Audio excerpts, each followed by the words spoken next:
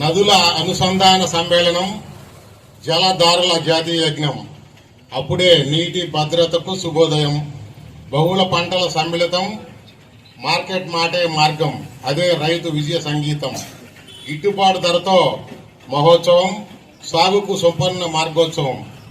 సాగుకు టెక్నాలజీతో సమన్వయం, డ్రిప్పు, డ్రోను, డేటాతో పంటల కొత్త ప్రపంచం. ఫుడ్ ప్రాసెసింగ్ కు సమ్మతం, ఉత్పత్తులకే విలువ జోడించే అభ్యుదయ వేదికం.